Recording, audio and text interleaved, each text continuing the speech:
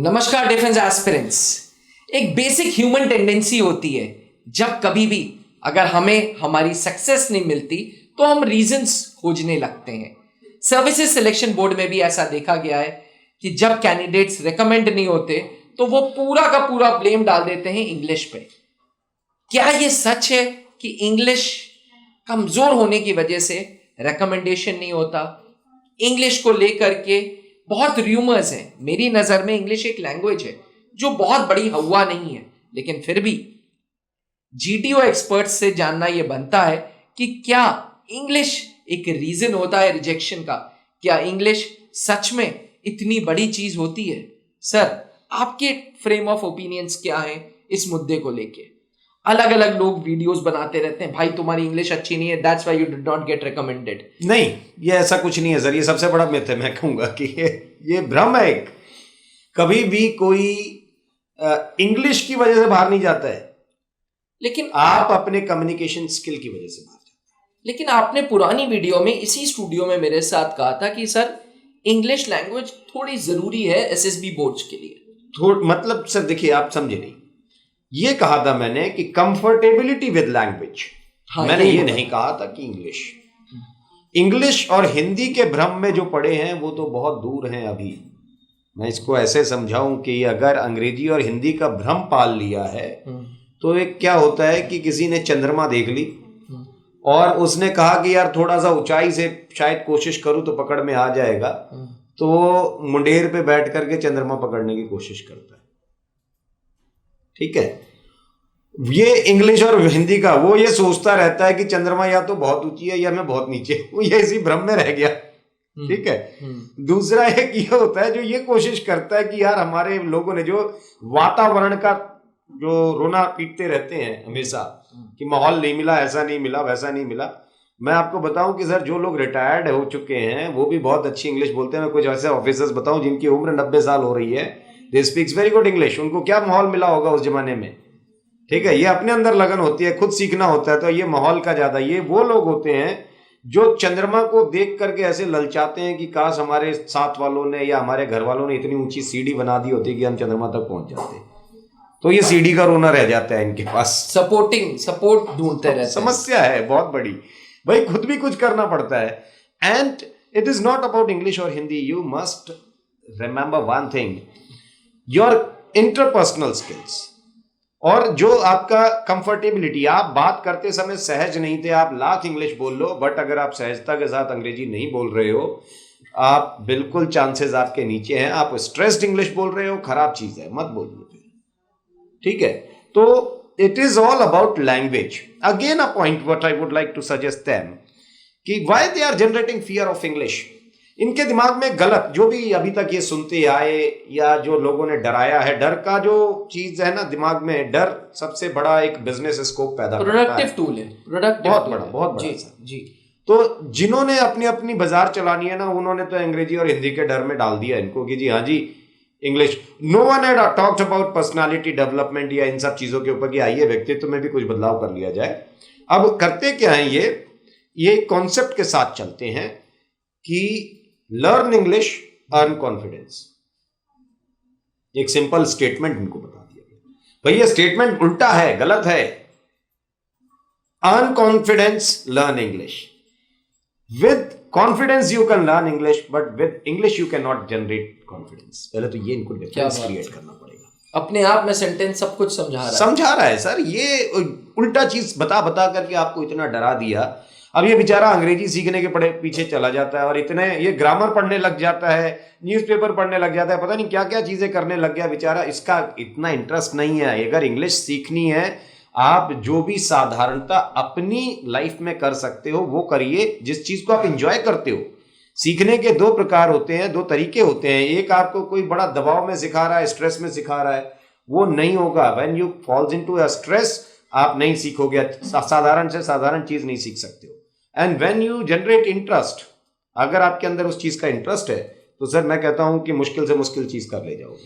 तो ये स्ट्रेस और इंटरेस्ट के बीच का डिफरेंस है, और ये इंग्लिश सिखाने के नाम पर स्ट्रेस जनरेट किया जाता है। तो ये भी और स्ट्रेस में जीना इनको पसंद है। इनको लगता है इसी से सब कुछ हो जाएगा।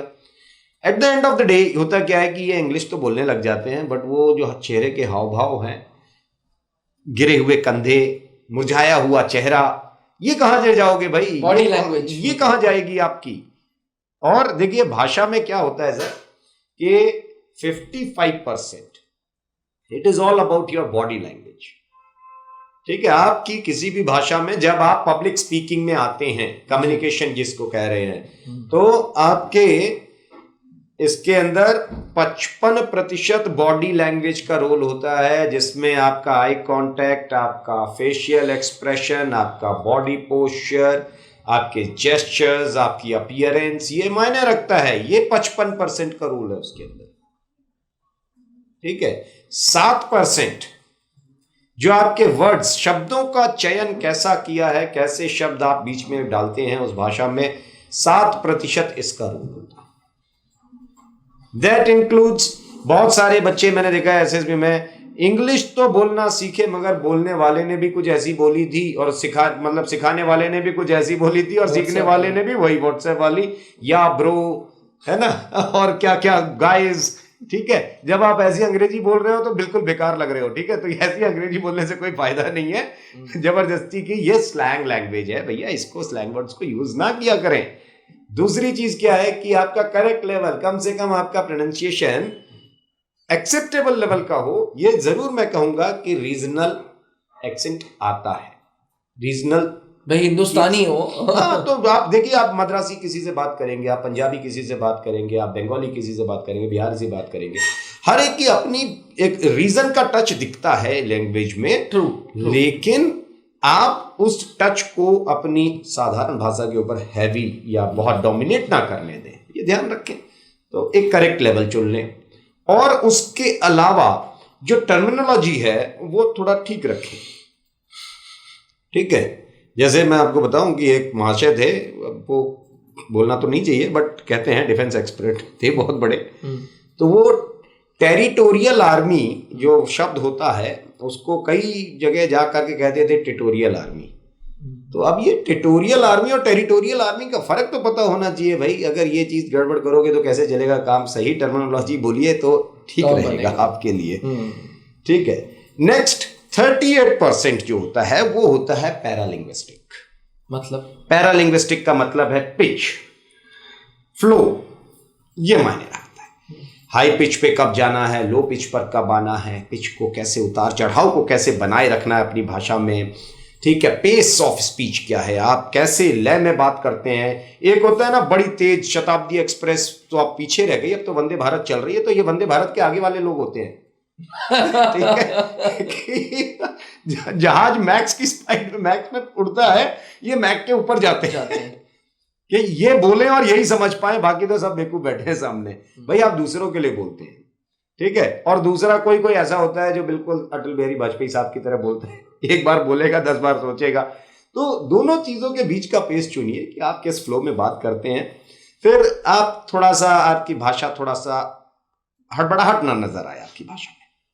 कई बच्चे मैंने देखा है जीडी में जब बैठते हैं तो इतना जल्दी जल्दी बात करने की कोशिश करते हैं, और वो साफ समझ में आ रहा है बाहर से कि यार ये हड़बड़ा करके बात कर रहा है, कि बस खत्म हो अंग्रेजी।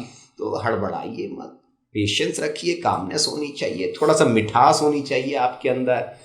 ठीक है, और जो आप थोड़ा एंथुसियास्टिक नजर आए कि हाँ जी आपके अंदर ऊर्जा है बात करने की, तो ये आ गया आपका पैरालिंग्विस्टिक। 38% इसका।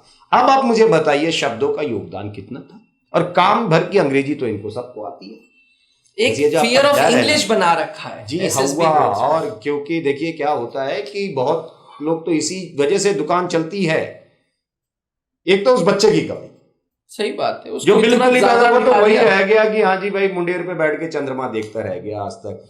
कहते जी वातावरण नहीं मिला, वो सीढ़ी लगा दो तब मैं चढ़ करके पहुंच जाऊंगा। तो ये स्पून फीडिंग में जीने वाले लोग हैं। भाषा है, भाषा को भाषा का काम करने दीजिए, आप उसका ज्यादा स्ट्रेस मत डालिए अपने दिमाग पर। बेहतर होगा आपका रिप्रेजेंटेशन अगर ठीक हो जाए, आप खुले मन से बात करने लग जाए, खुले दिल से बात करने लग जाएं, और आपके हाव भाव ठीक रहें उसको लेकर के, तो मुझे नहीं लगता है कि एसएसबी में इतना ज्यादा फर्क पड़ने वाला। बाकी सर एनवायरनमेंट के लिए हम लोग हैं वो ठीक है, वो अच्छी चीजें हैं। आप देखिए माहौल अंग्रेजी सीखने से ज्यादा अच्छा कॉन्फिडेंस सीखिए। आप सब 6वीं क्लास से, ग्रामीण क्षेत्र का भी बच्चा है वो 6वीं से लेकर के और 12वीं तक अंग्रेजी पढ़ करके आया है। रादर आप ये तो इस बात की चीज में रह जाता है कि सर हम गांव के आए हैं, गांव के आए तो भी तो अंग्रेजी पढ़ के आए हो 6 साल कम से कम, तो बहाना किस बात का आप मार रहे हैं? ये नहीं कह सकते कि सर हमारी इच्छा कभी जगी नहीं, है ना, क्योंकि इच्छा जगी तो मतलब अपने अंदर कमी ढूंढ लिया आपने। तो अपने अंदर दुनिया में कोई कमी ढूंढना नहीं चाह रहा है। और 16, 17, 18 साल का छोटा बच्चा अगर इस सारी राजनीति में अगर आ गया है कि मेरे अंदर तो कमी नहीं है, बस माहौल था, गांव की जगह मैं अमेरिका में पैदा हुआ होता, मैं मुंबई में पैदा हुआ होता तो पता नहीं क्या कर लेता, तो ये भ्रम निकालिए दिमाग से। गांव से भी बहुत कुछ होता है और रादर फौज में ज्यादातर ऑफिसर्स गांव से ही आते हैं, एक चीज। दूसरी चीज इनको ये भी समझ के रखना है कि जब आप माहौल जब जनरेट कर रहे हैं, मैंने ये भी देखा है कि इंजीनियरिंग करके आ रहे हैं बच्चे, इंजीनियरिंग करने के बाद भी उनसे कहिए कि सामने खड़े होकर के अपने आप को इंट्रोड्यूस करिए, लेक्चर दीजिए, जीडी, तो कहते हैं कि सर हमने कभी ग्रुप में बात नहीं की, हमने सर कभी सामने खड़े होकर के बात नहीं की। किसने रोक रखा था भैया आपको? किसी ने आपके पैर बांध रखे थे? किसी ने आपकी जुबान बांध रखी थी? आपका हौसला होना चाहिए था, आपके रिप्रेजेंटेशन खुद ठीक हो जाती। तो इनको अपने अंदर भाषा से ज्यादा हौसले के साथ। Thank you sir, thank you. बाकी एस्पिरेंट्स हमें समझ आता है कि बहुत सारे ऐसे लोग हैं जिनको कभी भी वो माहौल नहीं मिल पाया, वो एनवायरनमेंट नहीं मिल पाया, और इसी सब चीज़ों के लिए त्रिशूल डिफेंस एकेडमी ने अपने एसएसबी सारे एस्पिरेंट्स को एक जगह पे रुकवाया है, डॉर्मेट्री में, ताकि आपको आपस में एक माहौल मिले। इन्हीं सब चीज़ों को मद्देनज़र में रखते हुए त्रिशूल डिफेंस एकेडमी में रोज ग्रुप डिस्कशंस हो रहे हैं, प्रैक्टिस सेशंस हो रहे हैं, इंग्लिश में बोलने की एक आदत डल रही है ताकि कॉन्फिडेंस आए। एक बार कॉन्फिडेंस आएगा तो हमारे पूरे प्रोग्राम का जो एक्सट्रैक्ट है मैं इनको बताऊं कि हम कभी भी अंग्रेजी सिखाते नहीं है। अंग्रेजी सिखाने में मैं विश्वास ही नहीं रखता हूं। उतनी अंग्रेजी सबको आती है और 100% अंग्रेजी कोई बोल नहीं सकता, ये इस बात की गारंटी मैं लिख के दे सकता हूं, कोई नहीं बोल सकता। ठीक बात है, ठीक है जी। तो ये दिमाग से भ्रम निकाल दीजिए। मैं इंग्लिश सिखाने से के ऊपर कभी जोर नहीं देता हूं, ना ही कर्नल मल्होत्रा देते। बस हमारा जो पूरा जोर होता है वो फियर ऑफ इंग्लिश जो है ना, वो हटा दिया जाए आपके दिमाग से। अंग्रेजी का डर हटा देते हैं दिमाग से, बस बाकी सब ठीक है। आशा करते हैं कि अब एसएसबी एस्पिरेंट्स के लिए इंग्लिश एक फियर नहीं रहेगा। Aspirants, be natural, be what you are. बाकी त्रिशूल डिफेंस एकेडमी से गाइडेंस लें so that chances of recommendation increases. हर बार हम बोलते हैं कि हम कोचिंग नहीं देते, हम गाइडेंस देते हैं। Thank you. जहां बनते हैं देश के गौरव, इंडिया का एकमात्र ऐसा कोचिंग इंस्टीट्यूट जहां कैडेट्स को ट्रेन किया जाता है आने वाले डिफेंस एग्जाम के अनुसार। अगर आपका भी सपना है भारतीय सेना में शामिल होकर देश की सेवा करने का, तो आज ही ज्वाइन करें त्रिशूल डिफेंस एकेडमी।